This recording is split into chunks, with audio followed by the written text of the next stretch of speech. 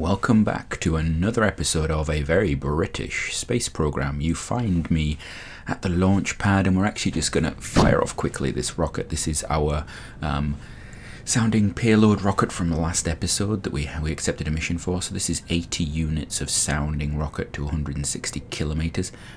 This episode is going to be light on rockets, so I thought I'd just squeeze one in at the start because we're going to have to start looking towards doing something a little different. We are going to start looking towards space planes and rocket planes and things in between.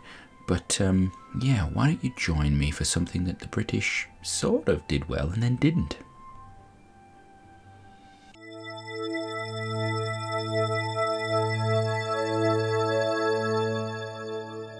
So I'm just going to upgrade or build a new launch pad because we're currently limited to 20 tons, and I can foresee in the future we're going to need to have a bit more. It's going to take about 2 years to do this, and it's cost us quite a bit of funds, but we've got a chunk there, so let's just spend them, get the building work underway.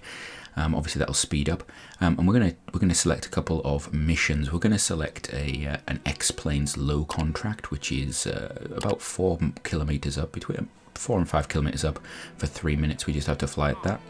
And then we're also going to accept the breaking the sound barrier crewed contract. So we're going to build a craft, and it's going to be a plane, and it's going to be awesome. Or I'm going to try and make it awesome. You can see we've got our standard cockpit at the front and a little Dermot engine at the back, and I've actually put a little bar on the top because I would like this to be air launchable. So although I'm not going to initially air launch it, I'd like that ability. You can see I have put on the back a couple of our Gamma engines, and we've now been able to upgrade them because we've developed the technology to have a slightly upgraded Gamma engine, which basically means it gives us a little bit more thrust. The Gamma wasn't directly used for rocket planes in Britain, but it was derived from the some engines that were. So some of the rocket engines designed for Blue Steel, for example, actually went into the sort of the foundations of the Gamma engine.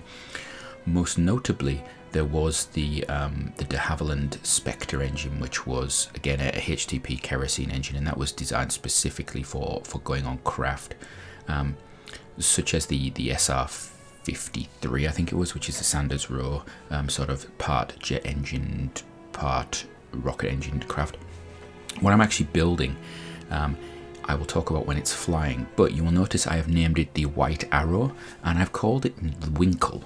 Winkle is an odd name choice for a plane, don't you think? Well, it's sort of an homage, a remembrance for possibly the greatest test pilot, and it's difficult to make that call because you've got people like Chuck Yeager, who was recently passed, who is, synonymous with breaking the sound barrier in test piloting and things like that. But possibly, according to the Guinness Book of Records anyway, I would probably say the greatest test pilot would be Eric Winkle Brown, and he was a Scottish test pilot, and he held a number of world records, primarily for the greatest number of craft flown. He actually officially recorded, I think it was 487 different craft, and that doesn't include variants. That is basic types. So, for example, Spitfire would be one, even if there's 7 or 8 different types of it. He flew, for example, 14 variants of the Spitfire and the Seafire. He also flew craft for craft developed by the United States, by Germany, by the Soviet Union, by Italy, Japan, and it just goes on and on and on. He holds the world record for the most aircraft takeoffs and landings, for the first ever aircraft carrier twin landing, the aircraft carrier with a cyclical undercarriage, the first jet aircraft carrier, the first rotary wing aircraft carrier landing, and all that sort of stuff. He helped the US Air Force at one point because they were having trouble with their P-38 Lightnings and all that sort of stuff. Staggering individual, who also helped interview von Braun after the Second World War because he spoke fluent German, which is quite unbelievable. So this is going to be our craft. This is the White Arrow 1A. It's a delta wing, sort of standard form shape, and we're going to see how it goes. Right, so we're on the runway in a very interesting position. I was expecting it to be balanced. I think I put the wheels a little bit too far forward. I was trying to sit them right on the centre of mass just to give us that ability to tilt up nicely. I'm sure the jet engine should put a bit of torque in, so it should actually straighten us up. There we go. Could I hear a bit of wheel spin there? Almost sound like it. Right, I need to get the brakes off now that we've got a bit of power going. This engine is not particularly powerful. Luckily it doesn't flame out or anything when you just sat still. It doesn't seem to overheat, although it did get a little warm. Let's try taking off. This is slow. This craft should be able to take off at a reasonably low speed though, because it's got big wings. It's bigger wings than I would probably put on a craft normally if it was just a rocket plane. So we're building up speed. Come on. Alright, when am I going to try? I want to try maybe 70. Maybe 70. I'm getting towards the end of the runway though. I should really probably just maybe, I don't want to go off the end of the runway. I don't want to look at it actually. let's just feather it a little. Are we gonna no, I'm gonna go on, pull up, go on. Oh, dice. Okay, so we're in the air. So the Miles 52 that this is basically based on, yeah, it had its intakes around the cockpit, which I always thought made it look very interesting. You can't really mimic that properly in Kerbal at the moment because there isn't a very large sort of thing. I think if you got maybe the shock cone one and put your pilot's cockpit right in the middle of it and had that rim around the outside, please go and Google it. It's really interesting. Let's speed you up a bit, I think. Right, while past me flies this wonderful little craft low and tries to figure out how best to fly it, I'm going to talk a little bit more about it. So my inspiration for this was actually probably the Miles 52, which was a craft that never actually got built fully, shall we say. It was originally designed to break the sound barrier. It was a competitor to the Bell X1. Unlike the Bell X1, it was attempting to do it with a jet engine. It was partially cancelled because there was a decision that the jet engine at the time that they were developing wasn't going to be quite good enough, and there was some debate about that, but also because of budget cuts. I have added in some extra gamma engines on there, so it's a bit more like a Sanders Row 53, but yeah, the general shape is that of the Miles 52, and if you actually look, it's got the air intakes right at the front, round the front, the cockpit. Interesting thing is that one aspect of the Miles 52 did break the sound barrier, which is its tail. You'll notice it's got a fully moving tail plane. The Bell X1 originally didn't have that, but let's talk about that another time. Alright, fire those engines, fire the rockets, let's get some speed up. So I have turned off the actual jet engine because I am concerned that because the Derwent is not rated, and we're going to head up a little bit, because the Derwent is not rated for sort of supersonic flight, it might explode. And I think I need to keep in mind on that. I probably need to sort some action groups out, so I use action groups to activate and deactivate the engines alternately. So we're going to go up at an angle. I'm trying to gain height because the air is thinner and the rocket engines can then just level me out and accelerate, because I don't want to overheat. This craft is got a lot of wing, it's got a lot of air resistance, and I just need to get up to the 4 mile, well, to about the 4 kilometers and stay there, which I think we're going to do easily enough. Yeah. And then the sound barrier is the one that I'm most concerned about. Yeah. So, can we do the sound barrier? That's the question. The fuel's gonna last, I think. It's just a matter of how long we're gonna burn for. So we just level out now because we've got into the thinner air. We've got a little bit of a wonk on one side, which is not nice. The data on this craft actually suggested it had a little bit of a yaw problem because of the tail size, and it's something I naturally do with crafters, have tails that are just not quite the right size. They're often a bit too small.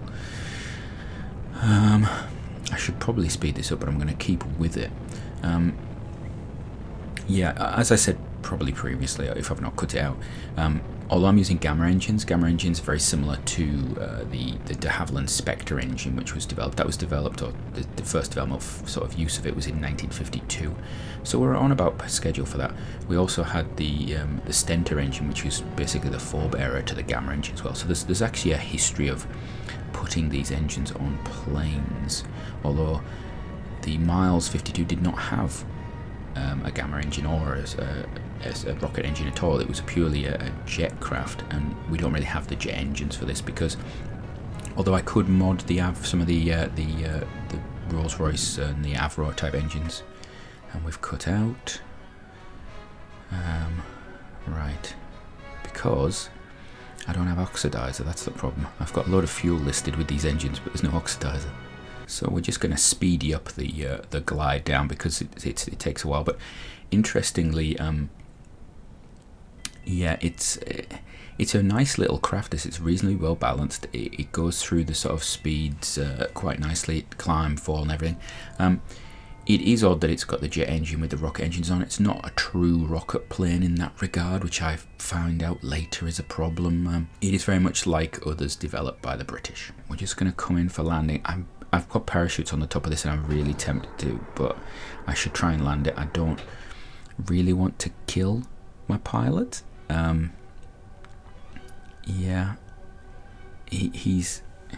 I think Matthew West is a great name for a pilot, I think, but this will be his first attempt at landing and my first attempt at landing for quite a while with this. So let us try. This is a new craft. You know what? I look at that landing gear and I think, did I make it too narrow? It does look very narrow, and this has got wide. I could have just put it on the wings. I just edge up a bit. I want to just slow down. I need to bring that speed down. No, anything below 90, I'm gonna be okay with. With these wings, I could actually probably go to 70. Just flaring. Just get the brakes on and just yeah. No, back. Slow down. Why are you not slow down? Oh, that's a really nice view. Slow down, please. Slow down. Right. Ooh. Right. First flight. First landing. We've still got that tilt. I think maybe. I don't know if I don't really want to change the position of the undercarriage though, because that landed better than I was thinking it was going to. You can see that distinctive sort of front end of the Miles.52 where we've got the vents around the cockpit. Still not perfect, but yeah. Right. Ooh, with that I'm going to take a break, and I'll see you probably with future me to try and discuss what the next steps are for this craft and for everything else. So, right. Ooh, my heart is going after that. Well, past me will not say just how excited they were, but actually landing that like that was staggering for its first flight. I was so happy with that. Anyway, back to the mission at hand. We have to get ourselves some more contracts. We're going to take a rocket plane contract, which is now about reaching 12.5 kilometers and doing it at over 320 meters per second. And we're also going to take a rocket contract. We're going to take a recover a biological sample from above 100 kilometers and return that, because we're hoping we're going to get good at that. So, biological samples. Nice and easy. We're just going to take the craft that we've already developed, that return craft, and we're going to modify it a bit, because all we need to do is basically strap a little tiny capsule to it, don't we? The British never actually did much with launching capsules like this, but there was a proposal in the form of Mega Rock, which was to send a man into space, and this would have happened, if the proposal had been followed through on, would have been happened in 1948. You can actually see I've got a video a few weeks ago that I released about this, and it's a really interesting little story. Clip notes are, they were going to take a V2, strip out all of its parts, use the engine, get rid of the fins at the bottom, stick a man on the top in a capsule and fire him up to 300 kilometers up in the air, and then have him slow down with a range of reefing parachutes and things like that. We're not going to do that. We're going to send a biological sample. I don't know what's in this. It's quite small, so let's assume it's a frog, or I don't know, a toad, or I don't think you'd put a bird in. Maybe I don't think it's a monkey. It's too small for a monkey, unless it's one of the really tiny ones. But all we're doing is basically modifying this Red Maiden 3D that we've already used. We're going to rename it to the 4D in a minute. We're just going to check everything's okay with it, and we're generally just upgrading what we can. We haven't got any more sort of tank tech that we can use on it, I don't believe. We check the engines, make sure they're operated. Make sure that the actual experiment is active. Now, interestingly, I didn't have to do that. I could have actually waited until I was sort of in high sort of atmosphere to do it. And later on I need to remember that, because if you auto start them, particularly things like the film canister, will start taking pictures and you run out of film. So We upgrade our engines now because we've now got that new engine config, which is also going to mean that we're going to need to give ourselves a bit more fuel. And so we're going to stick some more fuel on that, which is really nice. So we've now got quite a good burn. I'm actually going to overburn this engine at the moment, so we have to reduce one of the tanks down. And this becomes that debate with RP-1 as to whether you tool a new tank, are you going to use it a lot or not. What you could do, you see how I've used like 3 tanks instead of 1? You could rescale all of them, but it's a play around as to whether you're going to use it a lot. I get the feeling we're going to do a lot of these. So until next time, have a good one.